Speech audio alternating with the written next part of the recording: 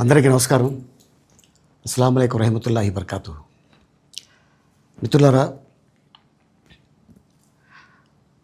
1999లో నేను రాజకీయాల్లో అడుగుపెట్టాను. మా పెద్దాయన డాక్టర్ డి రామానాయుడు గారి కోసం. ఎందుకంటే నేను చైల్డ్ ఆర్టిస్ట్ తర్వాత నేను మళ్ళీ ఒక వయసు వచ్చిన తర్వాత నాకు అద్భుతమైన అవకాశం ఇచ్చి ప్రేమ ఖైదీ అనే సినిమాతోటి మళ్ళీ నా కెరీర్ స్టార్ట్ అయింది చైల్డ్ ఆర్టిస్ట్ తర్వాత.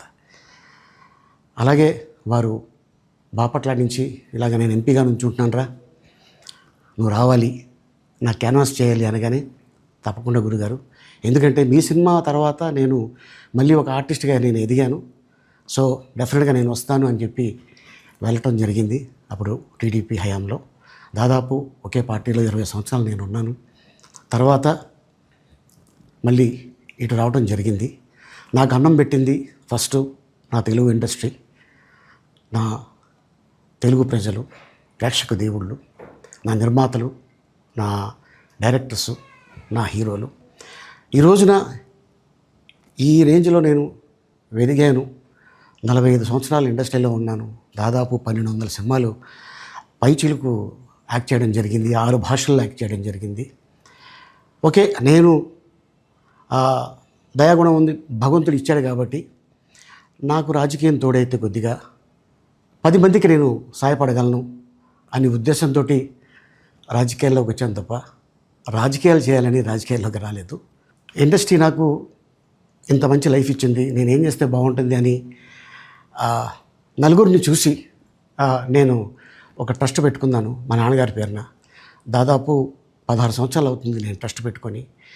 ఏ రోజు కూడా, ఈవెన్ దో కోవిడ్లో కూడా ప్రతి నెల వాళ్ళకి 1000 రూపాయలు నేను సాయం చేసేవాడిని. కోవిడ్లో కూడా ఆపకుండా అలా కంటిన్యూగా సాయం చేస్తూనే ఉన్నాను. చాలామందిని నా కుటుంబంలో అవ్వచ్చు, బయట వాళ్ళు అవ్వచ్చు, చుట్టాల్లో అవ్వచ్చు, చాలామందికి చదివించాను నేను. అండ్ అలాగే మా తల్లిదండ్రులు నాకు ఇచ్చిన ఆ ఒక గుణం అది అందరితో పంచుకోవాలని చెప్పి ఉద్దేశంతో నేను ట్రస్ట్ కూడా పెట్టుకున్నాను. నా ఇన్కంలో దాదాపు 20% నేను ట్రస్ట్కి ఇవ్వటం జరుగుతుంది. గతంలో కూడా చెప్పా, ఫారిన్ కంట్రీస్లో ఏదైనా ఈవెంట్స్ చేస్తే దాంట్లో నుంచి 60% ట్రస్ట్కి వెళ్ళి 40% నేను తీసుకునేవాడిని. సో ఇట్లాగా చాలా సేవలు చేసి ఉన్నాను కాబట్టి ఈ మాట కూడా నేను మీకు చెప్పుకుంటున్నాను. అండ్ అలాగే నేను వ్యక్తిగతంగా ఎవరి మీద ఏ పార్టీలో ఉన్నా కూడా నేను నా పార్టీ గురించి నేను పొగుడుతాను, అక్కడ ఉన్న వ్యక్తి ఎమ్మెల్యే క్యాండిడేట్ గురించి నేను పొగుడుతాను, నా నాయకుడిని నేను పొగుడుతాను తప్ప ఎప్పుడు ఎవరిని కూడా ఒక మాట అంటాం కానీ వాళ్ళ లైఫ్ గురించి కానీ వాళ్ళ పర్సనల్ లైఫ్ గురించి కానీ ఎప్పుడు కూడా ఏ వేదిక మీద కూడా మీరు వెతికినా కూడా దొరకదు. అండ్ అలాగే సో నేను ఈ రోజున మీ ముందుకి రావడానికి కారణం ఏంటంటే, నేను ఏ పార్టీ మనిషిని కాదు, ఏ పార్టీ సపోర్టర్ని కాదు, ఐఎమ్ జస్ట్ కామన్ మ్యాన్గానే ఉండి ఇక నా సినిమాలు, నా షూటింగ్లు నేను చేసుకుందామని చెప్పేసి అనుకుంటున్నాను. That's it. ఈ మాట చెప్పడానికే నేను మీ ముందుకు వచ్చాను. సో నేను ప్రతి 5 సంవత్సరాలకు ఒకసారి ఎలక్షన్లో మీరు వెళ్ళి ఎలా ఓటేస్తారో నేను కూడా ఒక కామన్ మ్యాన్గా వెళ్ళి ఓటేసేస్తాను.